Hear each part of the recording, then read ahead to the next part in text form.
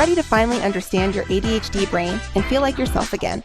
Listen to Christine McCarroll's ADHD Naturally podcast for holistic women and discover how to thrive naturally.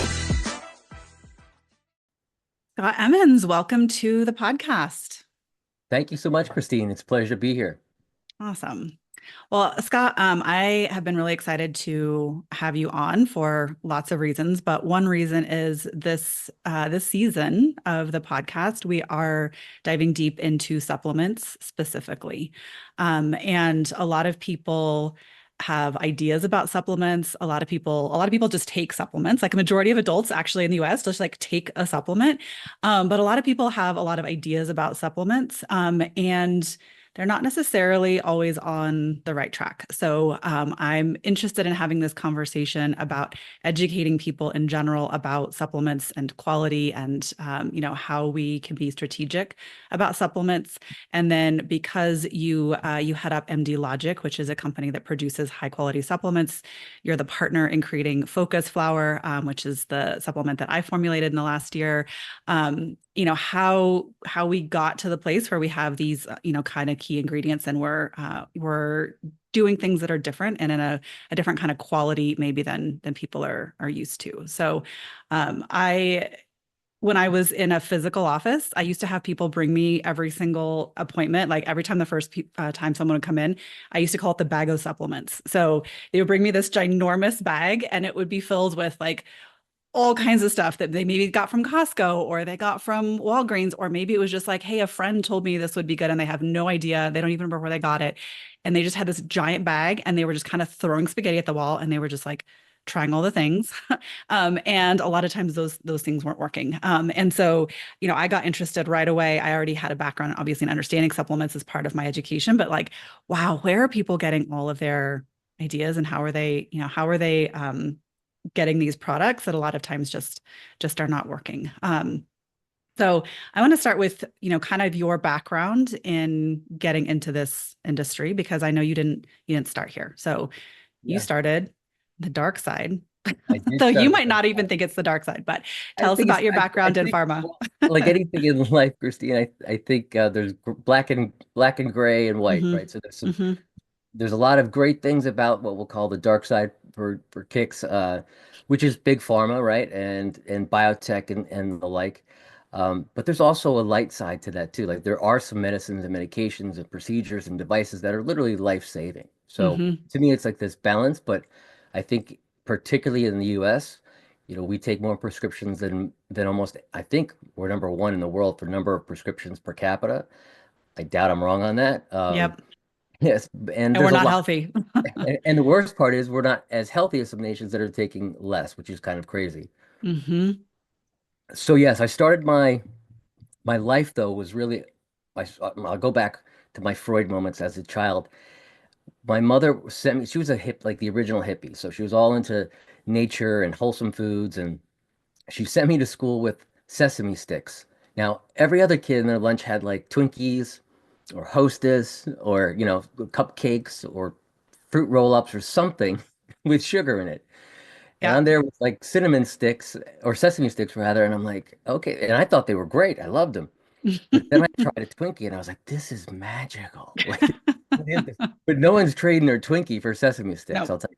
I will see your sesame sticks and I will up you tofu spread. So I also had a very hippie, very hippie mother. Sesame sticks were such the treat that went in our Christmas stockings. So like you get the sesame little treats, little honey sesame sticks in the stocking. That was like the treat. But yes, I had tofu spread as my sandwich filling. You win the battle of healthy moms. Hippie moms, that was like sort of my introduction. And then I vividly remember when I had chicken pox, which most kids don't get these days due to the vaccinations. But when we were growing up, everybody got the chicken pox. It was like a rite of passage, and that was just the thing you did. And I had this one on my nose that was like gonna scar up, and she put vitamin E on it. Like she was kind of like ahead of her time, So yeah, that was like my first introduction that natural things can do healing was kind of through my childhood. Then I went to college and became a biology major with the ambition of becoming a physician assistant for sports medicine. And one thing led to another. I was a bodybuilder in college, so I started doing like what I call the original I'm the OG of biohacking because back in the 90s, like that's what bodybuilders did. They figured out every possible way to get their muscles bigger, to be hydrated, to Hmm. lose weight, still keep muscle. And it was a constant experiment on your body of what worked. And I don't recommend any young people do bodybuilding. Weightlifting is great, strength training is great, bodybuilding, not so healthy. Yeah. You, I've seen you the blood work of bodybuilders, not always so healthy. It's not a healthy place to be. Yeah, But no. it did teach me a lot about nutrition. And since I didn't use steroids and I was natural, I had to really understand how proteins worked, Hmm. when to spike insulin, when not to spike insulin. And all of those things began me on this path of natural healing. And then I was just sort of always interested in maintaining my brain because, even at a young age, I was aware that dementia was an issue, other serious things were issues. So that was the beginning. So I graduated as a biology major from Springfield College in Massachusetts with the intention of going on to nurse practitioner or physician assistant in sports medicine. And when I got to the hospital, I started meeting these pharmaceutical reps. Mm. Now, during my time in college, I also started natural bodybuilding supplements and weight training routines. So I was like door to door selling these little magazines and putting them in the back of like Muscle and Fitness. And so I was already kind of in that entrepreneurial mindset Wait, what were and you already selling when you were doing that? I sold a little manual that had like the workout that I would do. So you just created this like on your own? Like you're like, here's the way that I'm doing my bodybuilding? Yeah, just created it on my own and then That's had my amazing. dad was in the printing business, so he printed up Mm. 5,000 of them, and then I would just mail them off for 9.99 a piece.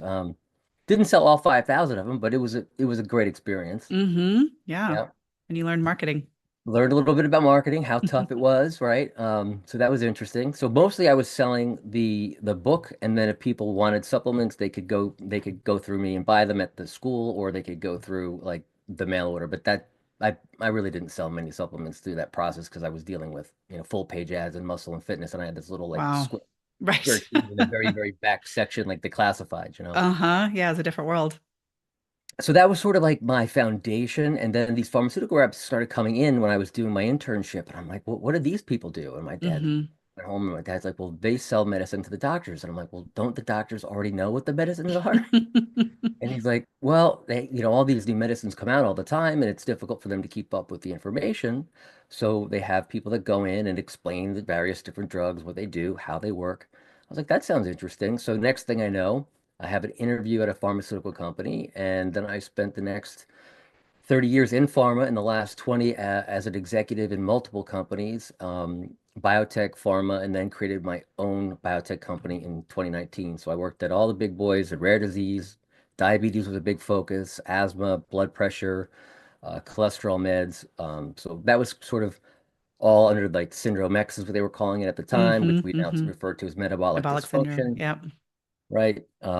And so I spent a lot of time in that arena and then transitioned in a rare and orphan disease. And then shortly after that, just kind of got burnt out of the model of like people get sick, then we cure them. And I had always been into supplements. And that whole time I was in pharma, I was always taking supplements, um, but not my own. And I was Hmm. educating myself along the way, continually learning what worked, what didn't, going online to PubMed constantly to figure out like, okay, I'm trying to keep my brain healthy. What's good? I'm 35 now. How do I stay healthy at 35 and make sure I keep my muscle mass? And it just kind of continued. Interestingly, creatine was huge in the 90s, huge. Like Mm. everybody wanted to be Because on muscle creatine, building. Yeah. right? And then it kind of fell off a cliff in 2000, like in the Hmm. 2000s, and now it's back So again. back. Yeah, it's Yeah. massively back. Yeah. What do you think caused that like falling off a cliff? I think it was because a lot of bodybuilders who were on steroids were taking it, and so it was linked with Oh, it was the associated.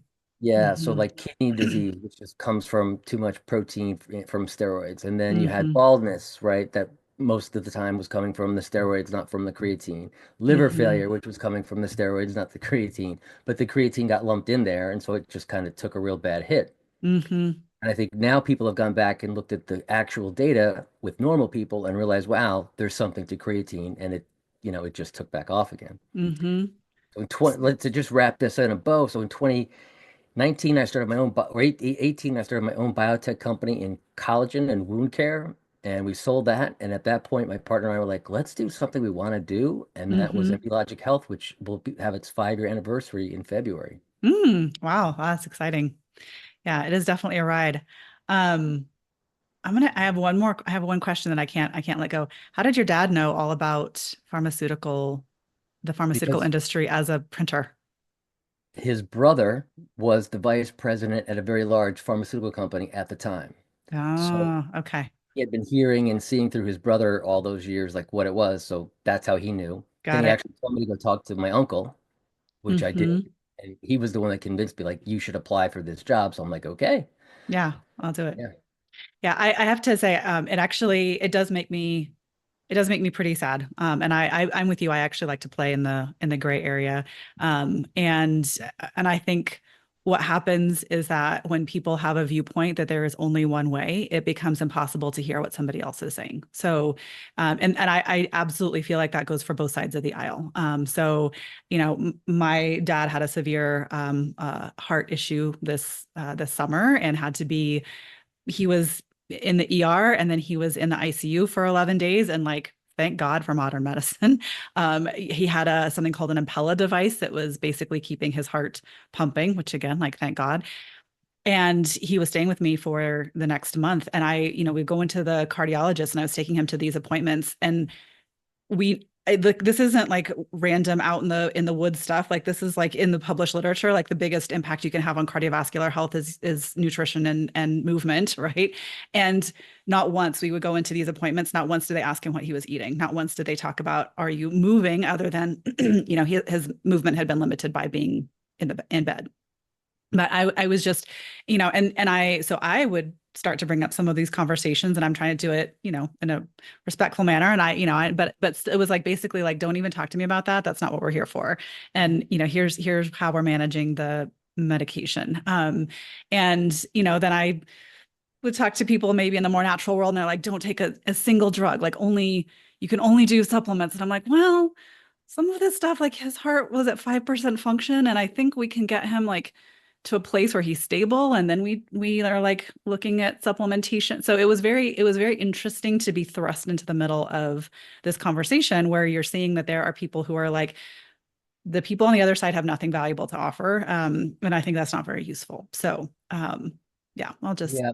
And that's not an unusual experience. And part of the reason is that physicians are not trained on nutrition and Mhm. supplements. There's Yeah. no training on dietary, well, there's some on dietary nutrition, but there's very little to none when it comes to Supplements. supplementation. Yep. And I think part of the reason that it's rebuked by most physicians who haven't studied that, if they're not a functional medicine or board certified in functional medicine, is because they don't understand it, they don't want to mess with it. Hmm. What they understand is I know this drug in this clinical trial did X, Y, and Z, and this is the gold standard of care. So not only are they kind of held by their mindset of what they've learned, they're also held to that standard by the insurance companies and the legal system, because if they don't give gold standard of care, or what's quote considered gold standard of Yep. care, now not only are they liable, they're also they're out of their comfort zone with the natural stuff. They don't really understand it, and now the liability slash I got to do what I know comes into play. So Hmm. in defense of them, they're not trained that way, and so Yeah. and once they get out in the real world, there's not a lot of time. I mean, Oh, yeah. my doctor just today, which I advised him to do like 3 years ago. I don't know if it was my bug in his ear or he just did it, but just today I found out he's doing concierge medicine now because he got so tired of the insurance issue, Hmm. which is great for him. And I think a lot of doctors are going that way. But I think I've been in that experience, and I don't think it's unusual. I think a lot of people like us who are trying to get the best of both worlds struggle because it's hard to find that doctor who understands both worlds. Yeah. Yep. And you're right. Most of the time they don't. I mean, when we're talking like, appointments that are 10 minutes or less, like absolutely you don't have time to like we're just trying to pack in as much as humanly possible and, Yeah. and not go any further, which sadly then does leave people self-advocating. Self-advocating I think is good. Self maybe we'll say treating, maybe I'll put some air quotes around treating, but you coming in with like what I said, the bag of supplements where we don't have like good quality supplements. There is kind of a big spectrum of what's good, what's not good. People trying a lot of things, and there's maybe not a lot of information out there about like what's good, what's quality, what's actually going to provide a benefit, like what's going to be efficacious versus something that like maybe you got it off Amazon and actually there's nothing in there that's the active ingredient. And so you think that it's not helping you, but maybe there was just like nothing in there. So, I think there's a lot of, like a lot of people who just are interested and want to know more, but we don't know how to get the information. So, And I think that's also, as a pharmaceutical rep, and then also for the last 5 years and just throughout my life, I've seen the bag of not just supplements, I've seen a bag of prescriptions and a bag of supplements, right? and we have no idea how those are mixing up together either. Yeah. And I think a lot of people start their health journey with that bag of supplements. Talk to any biohacker, health person that got into it. They have a closet full of stuff or a cabinet full of stuff that is either they can't part with because like I might need that sometime, or they've cleaned it out at least once or twice in their 10 years because you kind of start in that mode of, well, let me try a lot of different things and you start to figure it out. What I think our goal is, Christine, you and I together in MD Logic Health, is to try to get people to not do as much experimenting and more like, what is the mission or goal I'm trying to fix? What am I trying to fix? Is it really wrong? And what is that root cause that's making this issue? And then, okay, I'll take this thing. And then what are some things that are just generally good health practices that I should maybe take on a daily basis? And you could look at vitamin D or magnesium as very good examples of things that you're probably going to need if you're in a winter latitude, like you're above the 42nd parallel. You're not getting a whole lot of sunlight in the wintertime. And that's pretty much your only source of vitamin D. So if you're not taking a supplement, you're going to be deficient, if not low, in vitamin D for the most part. That stat is 42% of Americans, but if you go above wherever that southern latitude line is, it's going to be a lot more than 42%. Same with magnesium. A lot of people just don't get it in their diet. Mm-hmm. Well, and I mean, we could have a whole other side conversation about quality of soil and, it's just not in the food. So even if we're eating a really great diet, we are still potentially going to be depleted and all of that. Yeah. So I'm interested. You said you were checking out some brain stuff at 35. Is that right? Yeah, 35, maybe even younger, maybe in my 30s, I was starting to really experiment with like various supplements and like what works and doing the research on what are the things that your brain needs. Mm-hmm. So like how do you get more brain-derived growth neurofactor? How do you make sure that the cells in your brain are stable? And at that age, I learned basically your brain is a lump of fat. It's a lot of fat and water, and then a lot of neurotransmitters. And you need these certain fats, which are omega-3s in particular, along with some others that make up the structure and cellular structure of your brain, along with myelinating the sheaths that coat those, like the insulation between your wiring and your brain. Without that, you short circuit. So at 30, I was still sharp and things were going great, but I was working crazy hours. Mm-hmm.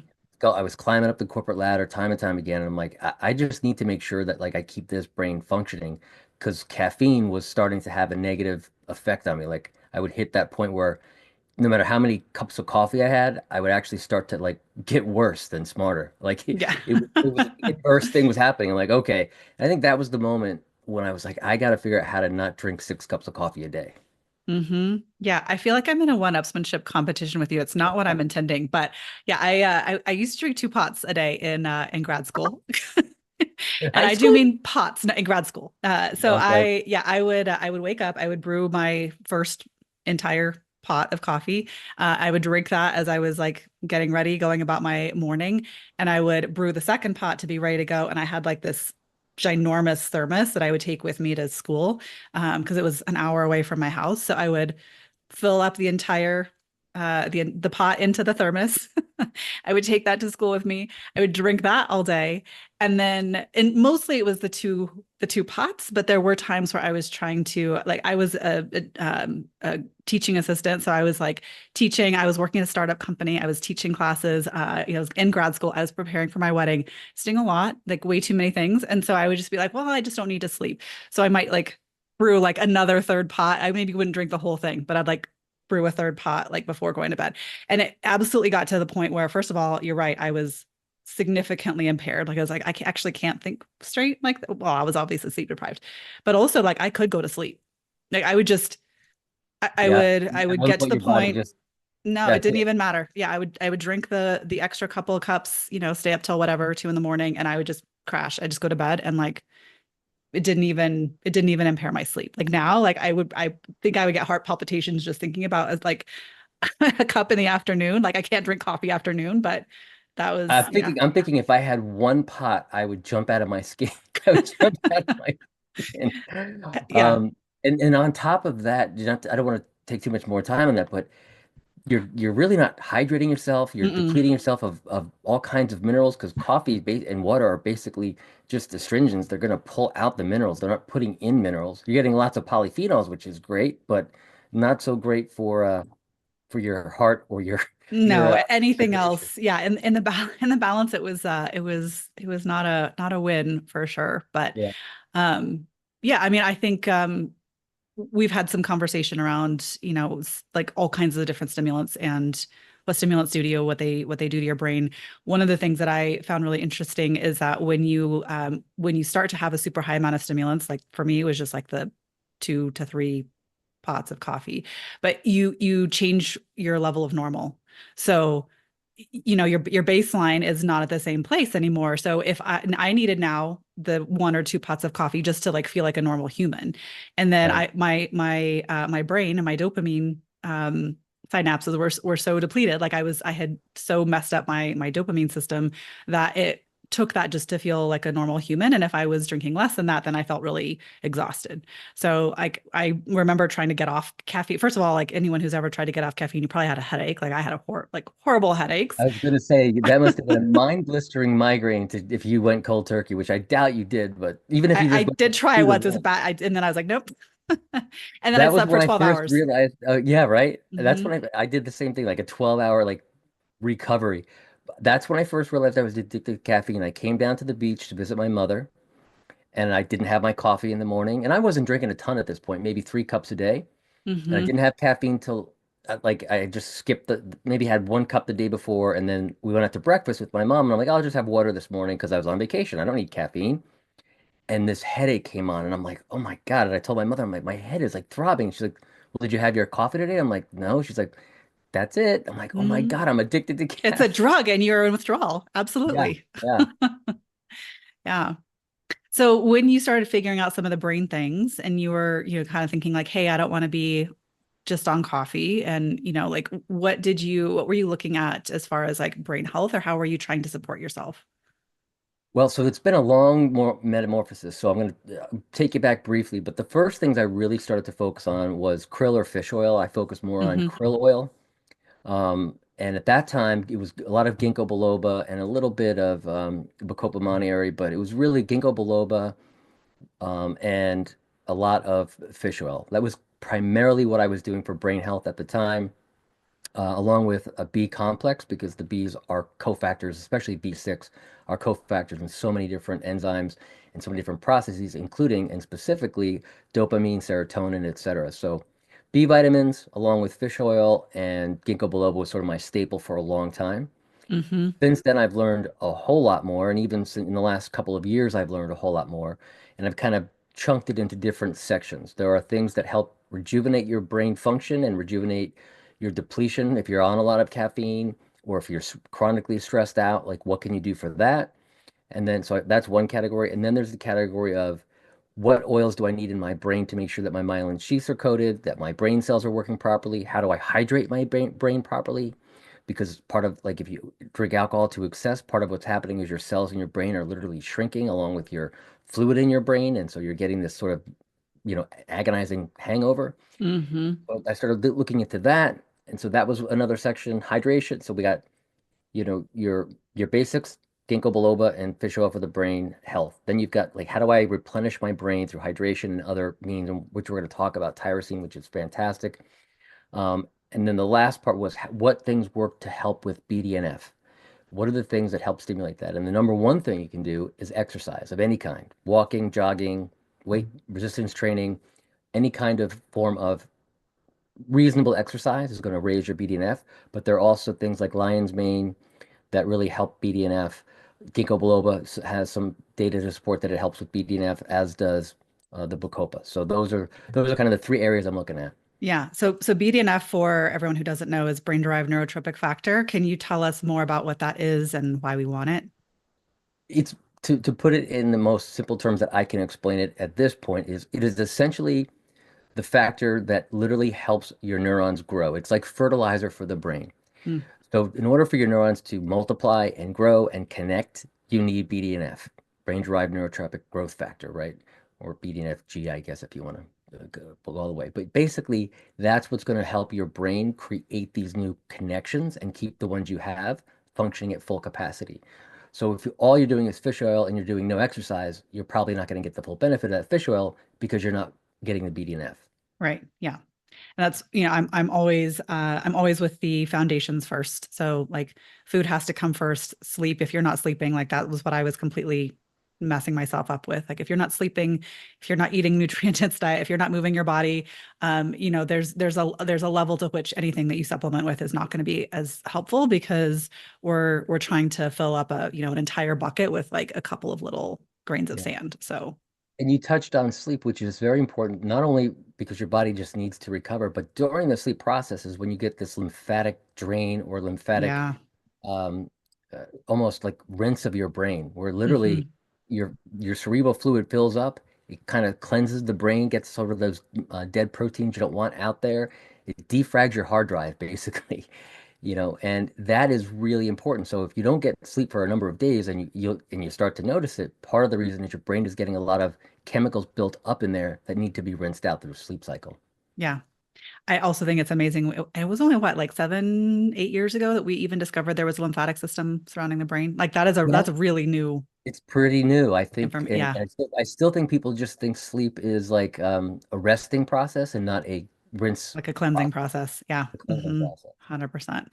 I always just think it's amazing all the things that we learn. And this is again why like there's nobody who knows all the things and it's hard to keep up and it's like I don't put blame on anyone who doesn't know all the things because we can't it's not possible, right? Like Yeah, it is I not. mean, I think a few years ago we learned there was some new part of the knee, and I'm like, for how many thousands of years have people been taking apart human bodies and like checking out what's in there? And like we didn't know that there was some little part of the knee that existed. Like we didn't know that there was a lymphatic component to surrounding the brain. Like I mean, it's just amazing the things I that we didn't know are. what fascia was until biology class, and Yeah. I didn't know it existed. Right. Yeah. And I would say most people don't. And, I've actually like, I'm having someone working on my fascia at the moment. Like that's a new thing to me as well, Yeah, like, with physical therapy, but it's, I think a lot of people still don't know. Like yeah. Well, these are, let's tell them what it is. Tell them what fascia is since you're having your fascia stretched out. Tell them what fascia is. I almost think about it as like this, like it's like the netting that holds you together, Yeah. is the like analogy. But especially when I think most of us do a lot of like sitting, and we're pretty sedentary, and we kind of get some uh shortening, but also like I would say it's maybe like and again, this is me not being the full expert on this, but like the stretchiness in some parts versus the tightness in other parts is not supporting your body in the way that it should be supported. A lot of what people think are muscle cramps or muscle tightening is really your fascia, which to your point is this super durable layer of tissue between your muscle and your skin that binds to the muscle. And when that starts to shrink or is not stretched or massaged out, that can cause problems. And you might recall, like in the 2012 Olympics, all the swimmers had those suction cup marks on their back. Oh yeah. Uh-huh. What they were doing is they were pulling the fascia off of, they were stretching out the fascia so these guys could get more strokes on their butterfly stroke and their arms could move freely because your fascia really can constrict you. So if you're not getting your fascia worked on, I would go for that. And my friends and I have this joke like get deep, deep down into the fascia. So we still joke about that It's today. hard. I mean, she was just showing me how to do it on myself, and I'm like, oh my God, like that hurts. It is yeah, it's an interesting experience. So let's come back to some of these key ingredients for brain health. I think for me, one of the things that was like just so illuminating as I started to study nutrition was that basically like I think about our bodies as being like Lego blocks. Like there's all these different kinds of Lego blocks that we can have that are going to build different kinds of structures. If you don't have the Lego blocks, you're not gonna be able to build the structure. So like my analogy to my clients all the time is if you want to build a brick house, you have to use bricks. Like you could bring in a pallet of toilet paper, like one of those giant ones on the back of an 18 wheeler, and it doesn't matter. You can't build a brick house out of toilet paper. You need to have these foundational elements. And so neurotransmitters being these foundational, or, I'm sorry, amino acids being these foundational elements to neurotransmitters is our building blocks. Like if we are missing amino acids, we actually just don't have the building blocks that we need to make neurotransmitters. So if we're looking from, like pharmacological perspective, we're saying, okay, well, let's mess around with serotonin and we have SSRIs. And I'm kind of going, oh, well, that's interesting. But what if we actually didn't even have the building blocks to make serotonin to begin with? It kind of doesn't matter as much what we're doing with like playing with the receptors. So maybe you can Yeah, talk to us a little bit about that. absolutely. So when you and I first met, I was really at that point about a year and a half into like more nuanced brain supplements, but specifically I was looking at amino acids in general for all types of things and peptides. So Mm-hmm. peptides and amino acids. So peptides, for those of you that don't know, are basically just chains of amino acids put together. So you can have a peptide that's a dipeptide, which is just two amino acids put together, or you can have a peptide that's 30 or 40 amino acids long. And Ozempic is a peptide, that prescription drug. It's just a long chains of amino acids in a specific pattern that create this effect. So I was really into peptides and amino acids, and I had been looking up like what amino acids help with the brain, and that's where tyrosine comes in. And tyrosine is the amino acid. It's a precursor to neurotransmitters for dopamine, norepinephrine, epinephrine. And what's unique about it is it does cross the brain barrier, and it's converted into these neurotransmitters through a series of different metabolic effects. And it's really essential to have enough tyrosine in your diet. Most people aren't getting enough protein, much less tyrosine in their diet. And later on, we'll talk about the vast number of things such as chronic stress, too much caffeine, etc., that actually reduce your tyrosine levels and make it difficult for you, even when you're drinking caffeine, to function because your tyrosine levels get extra depleted. So wait, when you're drinking caffeine, you're basically borrowing the tyrosine in advance, and your body never catches up. Mm-hmm. And you never pay it back. Yeah. And you never pay it back. And so Mhm. when we started working on Focus Flower together, I was excited because A, I've been looking at tyrosine and you were already into tyrosine. You kind of knew all about it. And it's just such an important part of your overall ability to manufacture the neurotransmitters you need for focus, energy, and just, daily good living that I was like, that makes a ton of sense. And the more I dug into it, the more I was impressed with tyrosine. And at that same time, I had just gotten a new product in called catch me if I say the honey one, but Mucuna purines, Yes. Mucuna purines, which also are kind of unique in the way they work, and together, we put those together. But I will stay on tyrosine for the moment. It's just again so critical. There's dozens of studies that we can reference here, but I'll leave it at that and let you jump in. And then if you want me to get more into like the tyrosine breakdown, I can. Yeah. So, I have played with amino acids a lot before, some with clients, some personally. But I think one of the things that has always impressed me about amino acids is that you can feel different right away. So like it's almost like your body is like, thank God you finally noticed I was missing this thing. And like you could take a vitamin D supplement, and even if you are depleted in vitamin D, it's not like you're going to feel differently, the next day. So uh, over time, you might go, oh yeah, I kind of have a general like better sense of well-being, or I notice I didn't get a sunburn so easily or whatever. But you're not going to be like, oh, I took vitamin D and I feel differently. Yeah. And amino acids have that ability where, and I kind of feel like there's a a great it's like a strategy where you can just try it and like right away you just know if it's for you or not. And I think that I agree with your N=1 kind of experimentation process. I think a lot of things are generally good or generally supportive to different people, but really you have to try something for yourself to know if it's going to help you.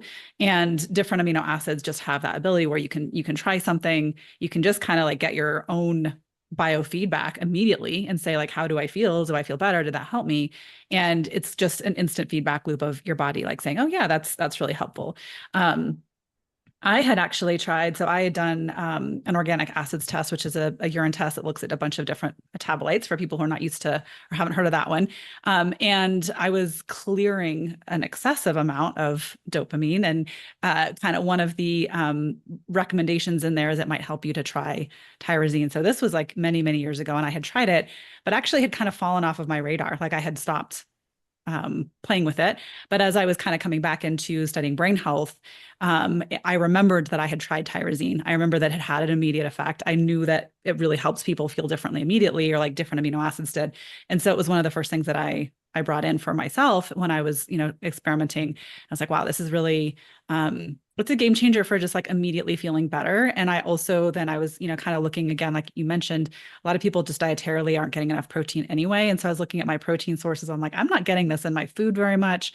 I wasn't eating enough protein either. Like, like not getting enough in general, certainly not high tyrosine foods. And so this is just like it's like the easiest place to start. And I always think it's nice to start with low hanging fruit. Like, hey, here's something that's gonna help me feel better pretty quickly. And I started giving it to my daughter as well. So, my daughter was struggling with focus, and she also did really well with it. And it was the same kind of thing. It was just like instantly, hey, both of us can take this and feel better. And it just made so much sense to me to understand, like, okay, well, this is a precursor to dopamine. I know me personally, I was clearing a lot. I had looked at my genetics. I saw that genetically I'm prone to clear up quickly, and she was too. And so like, okay, well, this is something that makes sense to me. Okay, we're clearing it fast. We need this to build dopamine. We need these amino acids, and we don't have them. So yeah, Yeah. it just makes sense. Yeah, I mean, it's amazing. Amino acids can have an immediate effect, and tyrosine, you'll see like an immediate effect, but then you'll see a gradually better of that immediate effect over Hmm. time. And then there'll be a point where you're like, well, I might not, I could maybe skip today, but you don't want to skip every day, right? You maybe just take a day here or there off, but if you take it for a day, you'll feel better. You take it for a week, you'll definitively notice the difference, especially if you're under chronic stress or having Yeah. hormonal changes, or you're going through a lot of if you're doing a lot of caffeine or you're doing energy drinks, you darn well should be having some extra tyrosine in your there, because they don't put tyrosine in your energy drink. They put a lot of caffeine, some sugar. Maybe if you're lucky, you get taurine and some B12, but that's about as good as you're going to get in an energy drink. And then, coffee, while it has great polyphenols, that's just a lot of caffeine that's depleting that dopamine very quickly, which you need tyrosine to build. So, tyrosine basically catalyzes into L-dopa, as you mentioned, which then becomes dopamine. So that is Mhm. the starting building block for your body to say, hey, we have the tyrosine, we can make L-dopa, and then the L-dopa is converted to the dopamine in a chemical process. And that is what makes your dopamine levels back to normal, along with your, well, I shouldn't say your dopamine levels, but it will help support your dopamine levels for sure. And it definitely will increase your tyrosine reserves that have been depleted. Potentially been depleted. Yeah. Yeah. Hmm. Especially someone like me who drank 2 pots of coffee a day, and I was for sure, for sure depleted. Well, the other interesting part is, so tyrosine helps with L-dopa, which then goes to dopamine, and then your body takes some of that dopamine and it converts it into norepinephrine. So it's not all about dopamine. There are other Hmm. neurotransmitters Metabolites. Yeah. that are important. And your body does need vitamin C, and it does need copper to convert that dopamine into norepinephrine. So you want to take a multivitamin or make sure you're getting enough vitamin C and copper in your diet, which again, I can't do, and I try to eat pretty healthy. So I do take a multivitamin that has enough zinc, copper, and then I take a separate magnesium to make sure I've got vitamin C, I've got copper, I've got all. I think people underestimate the importance of minerals, but Hmm. they're so important in the production of other things, right? Copper is involved in collagen synthesis. It's involved in neurotransmitter synthesis. It's involved in mitochondrial energy production. So if you're not getting enough copper, you might think, who needs copper? You need copper. You need magnesium. They should all be balanced, and they should all be within like the RDA recommendations, because if you have too much copper, then that's bad. It can cause neurological issues, especially if you have too much copper, not enough zinc. But at the end of the day, tyrosine starts this process. And if you have these other things on board, you're going to feel even better. So it's a balanced approach, but without tyrosine, it doesn't matter how much vitamin C and copper you have, you're not going to make any of this stuff. Yeah. You need the raw ingredients, and then you need to be able to get those raw ingredients to play well together. Yes. So when I was first starting with tyrosine, I was also like my little duo before I was adding Mucuna was theanine, and like theanine gets me actually really excited because of like the brain wave like state you can get into. But why don't you tell us a little bit about like the background on theanine too? Yeah, I love L-theanine. It's one of my favorite things. It's a supplement we haven't made at Embryologic Health yet, but one that I have a whole list of things I want to combine with it. We have a couple of products that have L-theanine in them, such as yours, but not an L-theanine standalone, which I'm Hmm. excited to make. But not to digress, why do I love it? So it comes from green tea. That's kind of where we discovered it. It's an amino acid. So people that drink green tea sort of have this, you'll see like Zen green tea or, mood green tea, and that's mostly due to the L-theanine in the green tea. Coffee does not contain green tea. I'm sorry, L-theanine. Most energy drinks I've seen don't contain L-theanine. And what L-theanine does is it calms the brain. So it also crosses the blood-brain barrier, and it really helps to prevent your brain from becoming overstimulated. So it doesn't like don't freak out like you're about your caffeine. Your caffeine is still going to work. It's a non-drowsy amino acid that just calms the brain, puts you into the alpha state, and allows your caffeine to not like make you want to just lose your mind and start cleaning the house instead of doing your job or whatever you're supposed to do. So it gives you a more laser energy and laser Hmm. focus versus sort of caffeine, which can kind of make you all spastic. Brief sort of segue or non sequitur is they did a study with spiders making spider webs, and they gave them various different stimulants, and caffeine turned out to be the worst because they made these completely asymmetrical, wacky webs. Oh, And this then is fascinating. they gave them psilocybin, amphetamines, and caffeine, and a few other substances. But caffeine turned out to be the worst web maker because they just like lost their mind. Yeah. So it's, It's not they necessarily did what we want. no, they did not give them L-theanine, and I wonder if that could have helped little spiders out.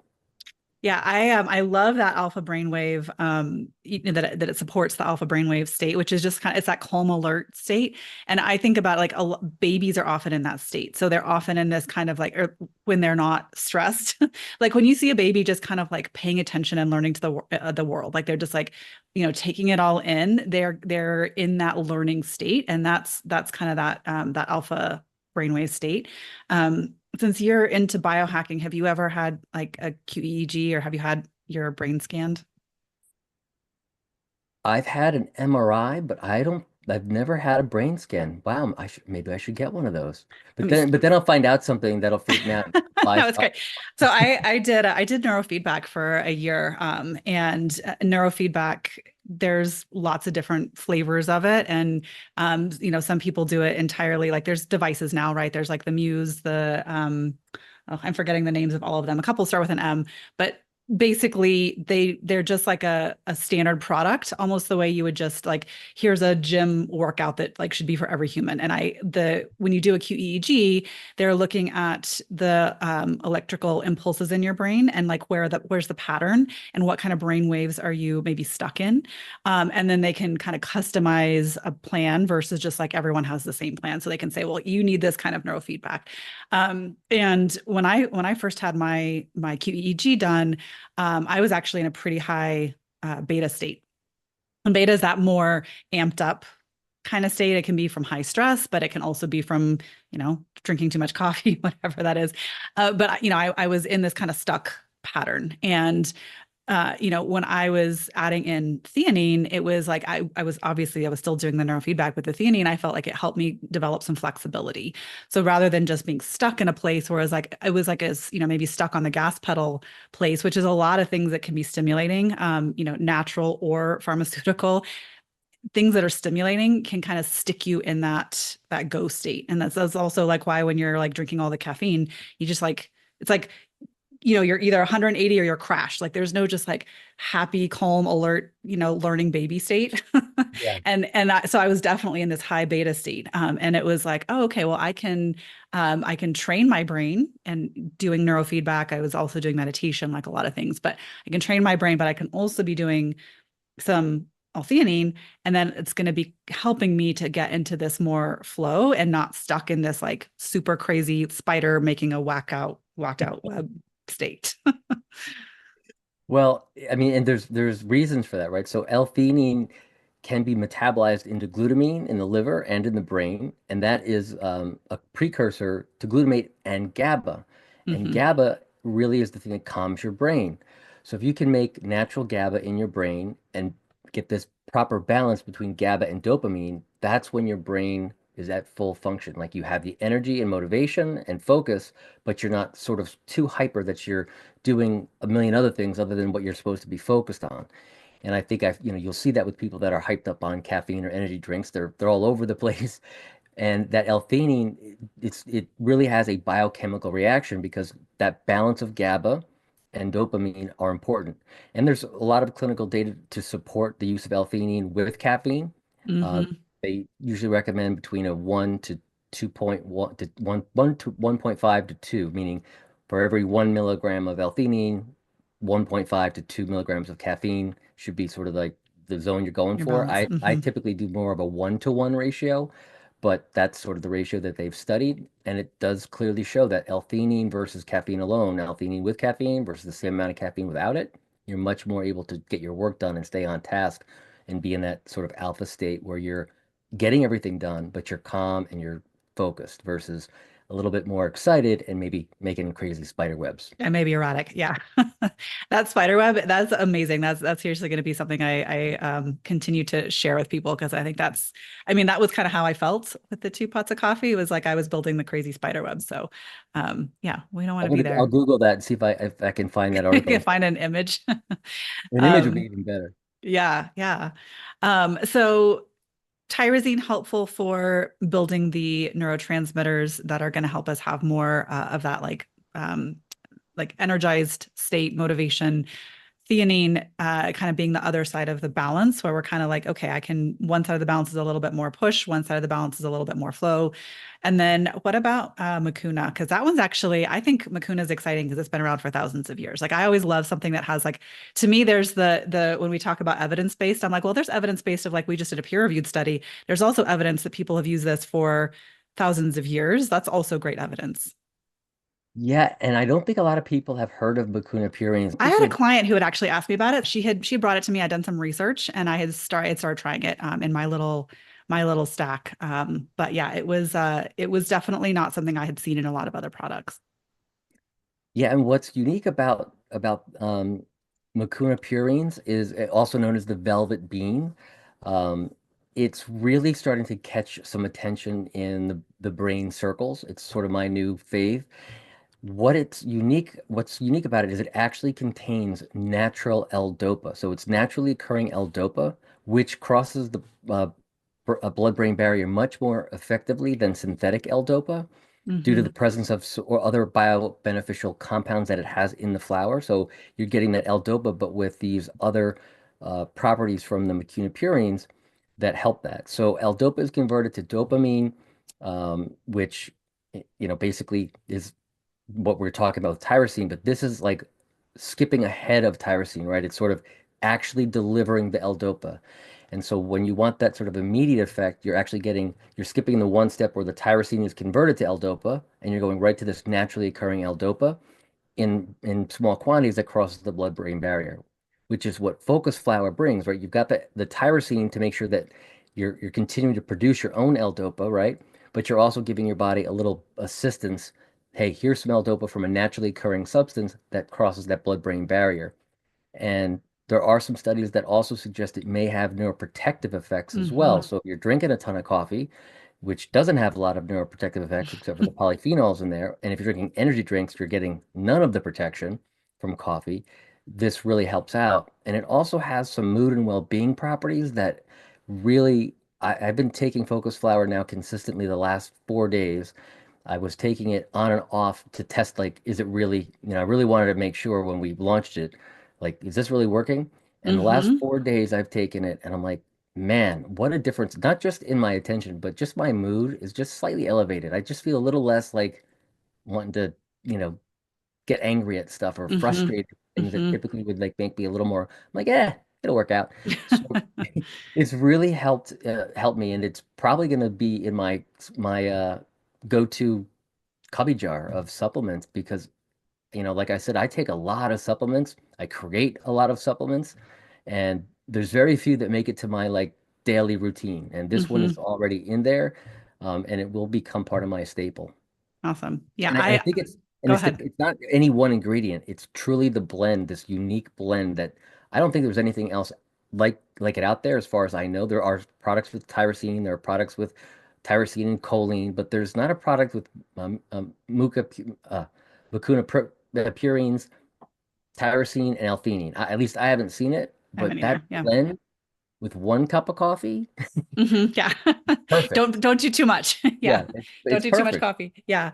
Yeah. I think the general mood benefit is one of the first things I felt as well. And I agree that it's like over a little bit of time. It's not like a lot of time, but like, yeah, over a few days, a week, then you kind of start noticing an evening out is, that's my experience as well. And a lot of people struggle with, mood regulation, and especially even like winter makes it harder. Like we're recording this, it's winter.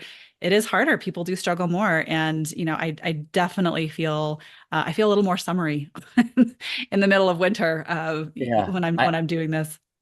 that's a great way to describe it because I don't know if it's as I'm getting older or what, but I'm not a big fan of winter anymore. It's like the Hmm. darkness, the cold, it just gets to me a little bit, and I do find myself by like January getting real itchy for spring. Like I Hmm. can see my mood is, and my wife was like, "We got to move to Florida." Every January, this happens every January, and she's right. Every January, I'm like, ah. And that was happening just like this last month because it was so windy and cold. And yeah, it's been a little bit helpful.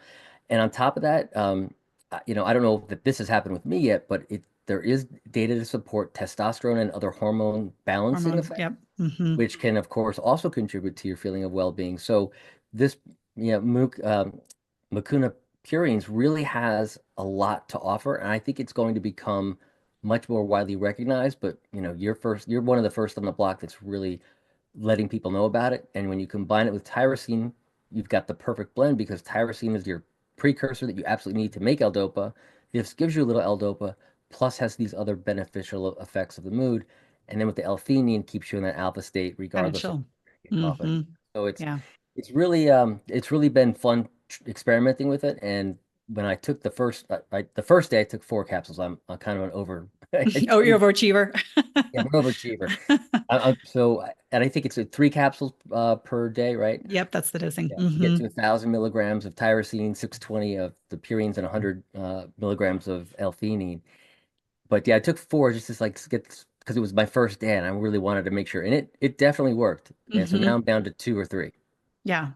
I have actually found that too. I was playing around when I was, when we had the beta bottles, like didn't even have this, beautiful label on it. And I tried like different amounts, and 4 definitely, I was like, nope, that's too much for me. Yeah. And there were some days where I was like, that 2 is actually fine. And yeah, and then I, kind of just like the general maintenance of 3 does kind of keep things moving and feeling Yeah. how I Have you should. So. experimented with spacing it out? Like, sometimes I'll take 2 in the morning, and then like later in the afternoon, maybe take 2 in the afternoon. I have not tried that. Yeah, not, Yeah. but I am all again for all those n=1 experiments. I'll absolutely play Yeah. around with My that. end, And my end of one says 2 spread out through the day is nice. The- hmm like if the day's really been stressful and I feel like I need it, I'm like, yeah, take 2 more of those. yeah, and then you feel like you can just kind of coast in the rest of Yeah, your then the rest of the day, afternoon. yeah, then the afternoon goes by and it's evening time, and then it's time for dinner, and I'm set to go. Yeah, awesome. So we've talked about these key ingredients, how they're working really well together. One thing that I did want to touch on is that MD Logic does an amazing job of ensuring like the what's on the bottle is what's in the, what it says on the bottle is what's inside the bottle as well, and standardization of like the amount of these ingredients. So I've studied herbal medicine formally, and I've played a lot in my kitchen because that's the kind of girl that I am. But it's super fun to do things like, hey, I'm going to make this cup of herbal tea with these specific herbs in it. Or I've even, I've made my own tinctures, doing an alcohol or a glycerin extraction. But there isn't, so those are fun and they're great. And I love doing herbal medicine that way. But there's not consistency and standardization. So even like, I mean, even when we're talking about coffee, like the amount of caffeine in any different cup of coffee, the one that I make in my kitchen versus what you made in your kitchen versus, Starbucks is going to be a little bit different. Same thing if I'm making an herbal preparation, depending on how that herb was grown, depending on how I extracted it, we might have an entirely different kind of composition. So, can you talk to us a little bit about what MD Logic does to ensure that we're kind of getting the exact same thing every time and we get what we expect? Yeah, absolutely. So as I mentioned, as an avid supplement taker and a consumer, I recognize that not all supplements were created equally. And so when we created MD Logic Health, and I wanted to say MD Logic Health because if you don't put the health on it, you're going to get a company that does electronic medical records. So Not the same. you got to yeah, Yeah. you got to add the health to it if you're Googling it or searching us. So what we do have is a unique partnership with our manufacturer. So many brands that you're purchasing or things that you're getting from Amazon are created by a third party manufacturer who has no vested interest in the company. So that's to start off with. Our manufacturer is a part owner of MD Logic Health and thus has a vested interest in making sure the products are great. Now, he already did all these processes to make sure the products were great, but we wanted to make sure that our partner had a stake in the game. Hmm. And we also wanted to go to some place we knew we could trust. And so, what MD Logic Health with our manufacturer, what we do, we have a dual laboratory analysis that starts even before that process. What we do is we start by only going to FDA approved USA facilities that are ingredient facilities. So the first thing we do is we say, do you have a C of A? Are you FDA approved? Are you in the USA? And please send us that information. And do you have liability insurance? Because if they don't have liability insurance for their own product, then you wonder, well, what's up with that? And a lot of people Hmm. don't ask for liability insurance because they figure, I guess they have it, but not true. Or they'll take the C of A, which is certification of authenticity, which basically says, hey, we tested this product in a third party lab and it came back good. Well, that's great, but how do I know that that C of A from 2023 still holds up with the product you're sending me in 2024 or 2025?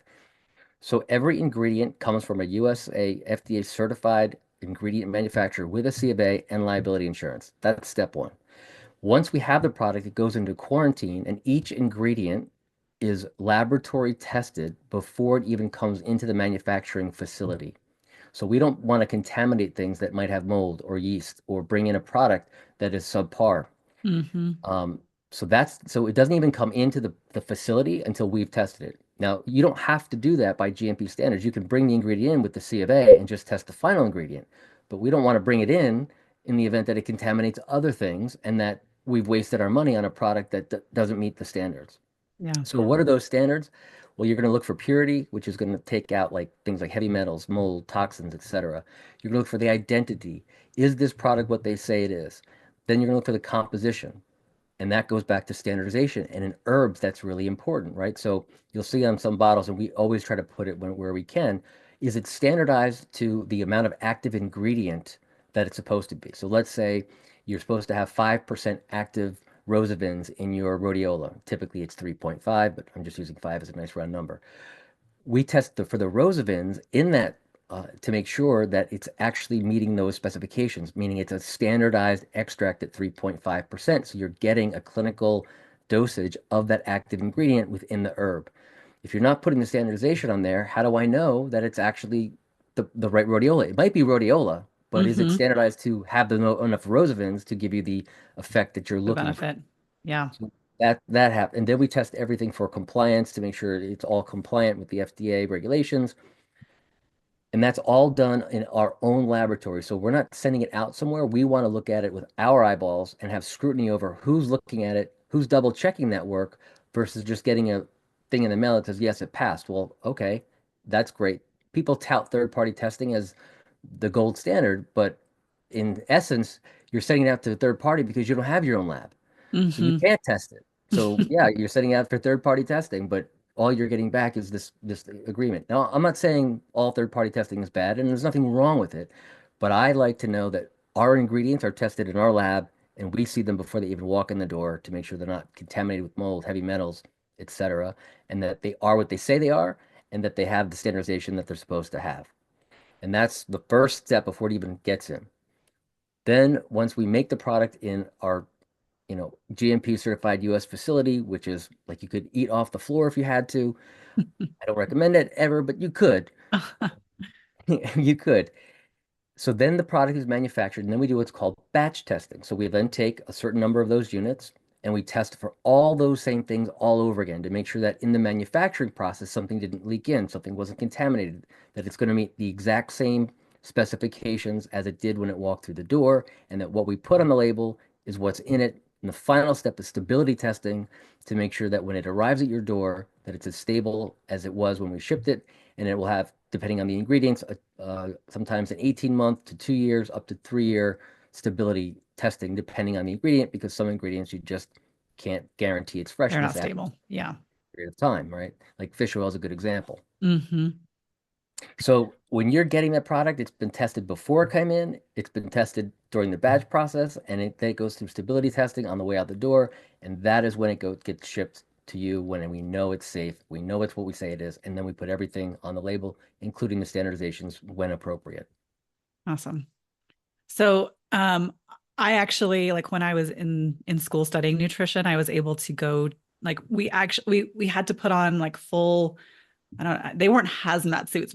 We were definitely like fully suited up to go tour a supplement manufacturer and like learn about the standards and the quality and like what actually has to go into that. And it was really ingrained in me the importance of quality. Do you think that your background in pharma actually influenced this for you? Like, because they actually have different standards. Like the production of a drug has a different standard than the production of a supplement.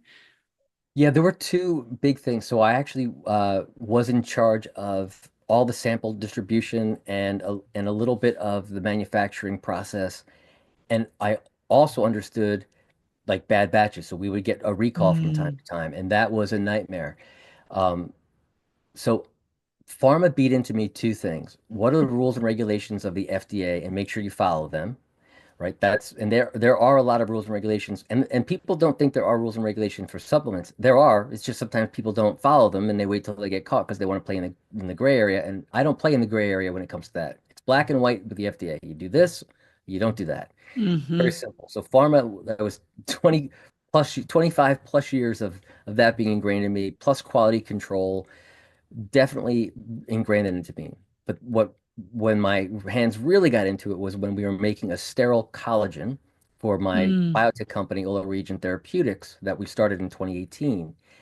That product it did not have an antiseptic in it, so the collagen had to be completely pure through an osmotic filter process, and then it had to be inserted into syringes. So I had Oh, to be wow. at the facility to make sure that everyone was wearing gloves and masks, and because one little bit of bacteria gets in that collagen, you got a problem. So those two things combined maybe like really understand the importance of not having non-contaminated products in your assembly line, making sure that they're tested before they walk in the door. Because one time we had a batch of collagen that was infected, went through the lines, Oh, God. contaminated the whole lines, cost Oh, $500,000, and we couldn't sell the collagen. And then no one wanted to pay for it. The people the manufacturer didn't want to pay, the people that created the collagen didn't want to pay, and we're like, well, somebody's at fault here. So who screwed up the collagen? Point being, it's very important to understand how these things work and why you need to test the ingredients before they walk in your shop. yeah. Yeah, that's the $500,000 lessons are not lessons you have to learn twice.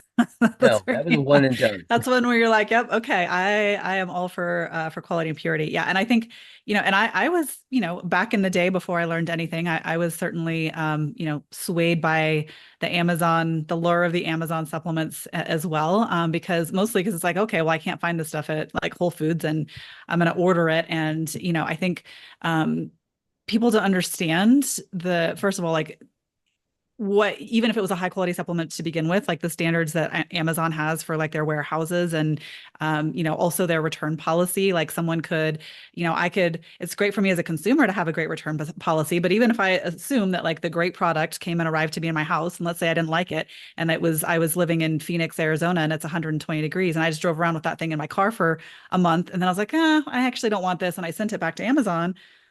Well, great. Amazon's going to take it because it's within their 30 days.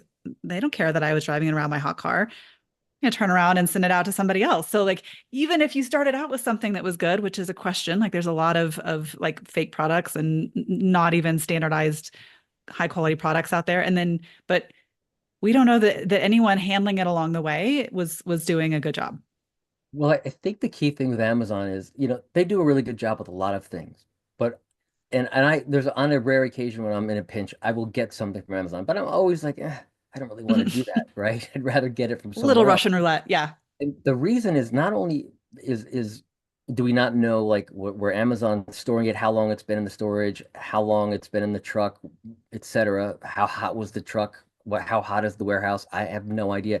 But there are many different resellers for the same product. So let's say you're going to buy vitamin C and it's the same brand, but there might be 9 different vitamin C's, all from the same brand, but they're all different resellers. So you have no idea like what that reseller has done to it before it got to Amazon, how they're storing it, like you just you don't know. So even to your point, if you're starting off with a good brand and a good quality brand, at the end of the day, is it as fresh as it could be? Is it still as effective as it could be? Maybe, maybe not. It's really just one of those things you can't know. So when it comes to your health, like why risk it? And Mm-hmm. so, we've avoided Amazon to every extent that we can. And that's going to be our methods continuing as far as I can see. The only time we had to use it was internationally, like the shipping cost for Right. international Yeah. It's crazy. prohibitive. Yeah. And so we're like, well, if we don't do Amazon, there's no international. So Mm-hmm. that was sort of our only. We're like, all right, I guess we'll have to do it that way. We don't like it, but that's currently our only way to get it overseas. Mm-hmm. In the U.S., all of our product is shipped directly from our climate control facility via UPS. You get a tracking number so you can see it's a little truck on its way.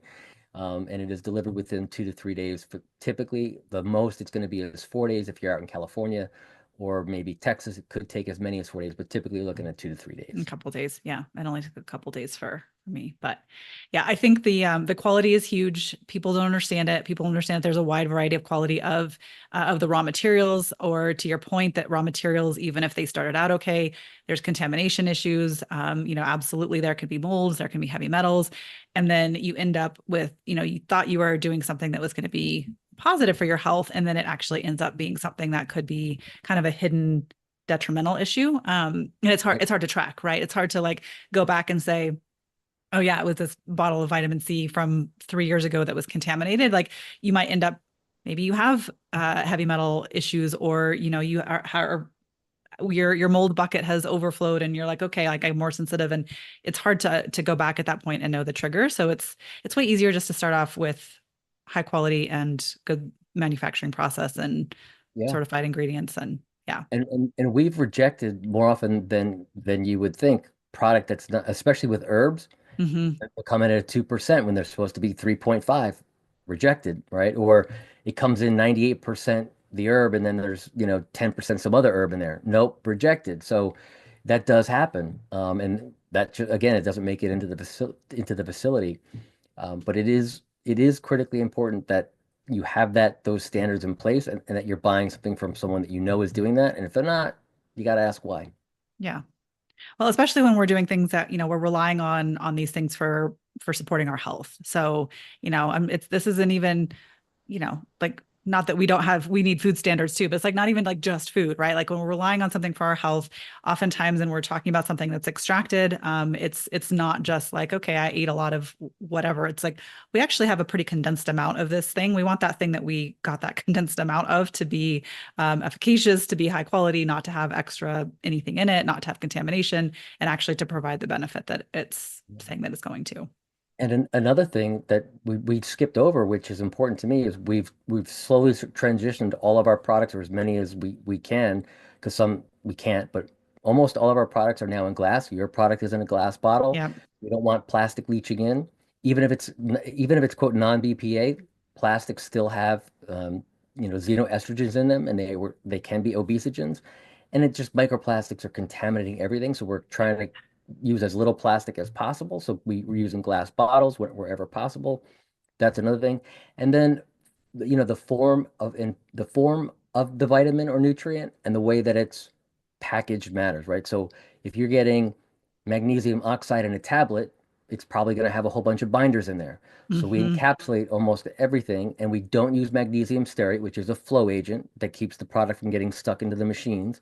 We don't use magnesium stearate or silicon dioxide or calcium palmitate or any of these sort of harsh, almost industrialized soaps. Now, in small amounts, they're all safe and fine, but if you're taking 25 supplements a month and they all have magnesium stearate or silicon dioxide in them, Can add eh, up. Yeah. going to add up, right? So Hmm. we're really going to extremes to make our products clean in every way possible. That means the flow agents, the container, you name it. Yep. Yep. I really appreciate that. And absolutely, like I've become hyper aware, especially, talking to women for a long time about hormones and hormone balance. And I was aware for years because I have two daughters and, I even before they hit puberty, I'm like, I don't want any of this stuff in there that's going to be disrupting their hormone systems. And girls are just more susceptible. We do have a more, our hormones are different every single day of the month. And so anything that's going to be disruptive to the hormone system is potentially problematic. But I also appreciate that it's not just glass, it's dark glass. So we're protecting from Right. light and degrading from like the herbs, especially from light exposure as well. So Yep. awesome. And that we can thank the beer manufacturers of the 1800s for that. They For they figuring realized that that out. beer and light was not good. Yeah, we can thank them for a lot of things. That's I know true. I remember learning, I don't remember where I heard this from, but it was like something about water purity. Like they were some of the first to actually like hyper purify water because it just changed the flavor of the beer. That's why they cared. Yeah. But yeah, it was they were some of the first like doing mass water purification as well. So Well, I'll give you one last trivia on beer. The IPA Indian Pale Ales, they're mhm. very popular in breweries these days. Part of the reason is they have a higher percent alcohol content and a higher Mm. hops content. The reason for that was they were being transported over long distances, and in order to maintain their freshness, they needed a higher hops and alcohol content, hence the IPA. Oh, to be able to So it wasn't see, for flavor, it was for it making was sure to it make was it stable stable. Yes. to get you there. Yeah, I love it. I love that all that hidden trivia stuff. That's fascinating to me. Cool. Well, this has been a great conversation, Scott. Is there anything else? I have a final four little series of fun questions I like to ask people, but before I get there, is there anything else that we didn't cover that you would love to share with the audience? I think we covered everything on the supplements, but I would love to share if it's okay for to let people know that I also do a podcast called Behind the Mic Yeah, Wellness. Christine has an episode that'll be upcoming on there. I've done an episode with Ben Azadi, an episode with Dr. Mariza, and I have a few with upcoming with Melanie Avalon and other great guests. So please check it out. It's a place where you can learn a lot of interesting facts about health, but also learn some new podcasters, new names, and people that maybe you haven't heard before that you might love. awesome. I love it. Yeah, great new podcast coming out. Cool. So these are some fun, just like get to know you questions. Maybe I'll start asking them at the beginning. I always ask them at the end, but my first one is what's on your nightstand? Oh gosh, reading glasses. That's a new addition. Uh, an eye mask, which I need to sleep with to keep my all the light out from my eyes. Um, Typically some sort of water, usually carbonated because I really love seltzer water. So I'll have like Hmm. big jug of seltzer water next to my bed as I'll if I'm thirsty in the middle of the night. Blue blocking glasses, TV remote, and a lamp. Nice. Awesome. Sounds organized, not like mine. Um, so this is a fun one. I'm a huge music buff. Like music is my life. Do you remember what your first concert was? Yeah, I do actually. It was The Who and Giant Stadium in 1989, I want to say, or 88. 88 or 89. Somewhere Awesome. somewhere in the 80s, yeah. Yeah, it was great. It was a That that's a big one. stadium concert, yeah. And that was also when they did We Are the World and what was the other one? It was a huge one where Queen played. They did that movie. What was that big, huge Oh, I do. Yeah, it's not coming to me. I God, remember what is the the name of that concert? It was so huge. Anyway, it'll come to me. it'll come to you like 5 seconds after we're done But recording. my favorite concert was Janet Jackson with my now wife, who was my fiance at the time, and she was a huge Janet Jackson fan, and I took her for her birthday. We had a great time. That's so fun. I would not have picked you for a Janet Jackson fan, so I love that. Yeah, I was for I her, but gotta say, she rocked. She rocked. It was a great concert. I believe it. She looks like she would just bring it. All right, so I imagine this one is going to be a yes. You have a morning routine, and if you do, what does it look like? So my morning routine starts at night because I find if I'm prepped and ready to go, so this is going to sound a little bit anal retentive, but I will typically depending on the day, like if it's a work day, I'm going to have like the outfit I'm wearing like ready to go. That's the first thing. Um, the other thing that I do at night is I want to make sure I'm going to get good sleep through the night. So I kind of prep the room, make sure the temperature's right, pull down the shades, all of that. And then I write out a brief list that night of all the things I want to accomplish in the morning. So it kind of like, and maybe this is crazy, but it seeps in subconsciously like, okay, tomorrow you've got these things to do. So that's how that starts. And then the morning routine is pretty like get up and go because I've kind of Hmm. prepped. But basically, it starts out with a shower, then brushing teeth. I shave in the shower to make cut down on time, which occasionally gets me a nick here or there, but I've gotten pretty proficient Worth at just it. Yeah. the blind shave. Um, and then breakfast is usually 2 eggs over easy, maybe over medium, with either a tortilla or just by themselves. And then I also start my morning out with either an electrolyte drink with creatine or just electrolytes and maybe some amino acids. And I like to make a fresh squeezed lemon drink every morning, but that doesn't happen every day, but I like it. Um, Hmm. Probably happens every like 3 days out of the week. But I'm not going to leave the house because I've had an electrolyte drink and or electrolytes with either amino acids or creatine. That really kind of gets my brain going. Awesome. I add a Yeah. few things to it, but yeah. Yeah, me too. And man, I get pulled aside on TSA every single time because I always bring the powder. I'm like, I just need to start checking my bag because I always have the powders because like they must come with me. Like I can't function. And then I'm getting, the not always the drug dog, but always the swipe down with the little Right. the little It's thing. so hard to figure out like what you're gonna put in that bag. Like my supplement bag of like, okay, how many days am I gonna be gone? Is this essential? Like Okay. it's Ooh, and then let's like make it to the my wife is like, super. You have one whole bag just for supplements. I know. I'm like, I know. I couldn't leave them home. They all needed to come. Yeah. I've played around with a lot of different organization strategies too. And yeah, it's important. And last one, any unusual talents or things that you are particularly proud of that nobody knows about you? I don't know if I'm proud of it. But I would say not many people know that I ran with the Bulls in Pamplona, Spain in my 20s. So that was a real Mm, fun activity. I learned a lot about different cultures. We went to Morocco, we went all across Spain in a car.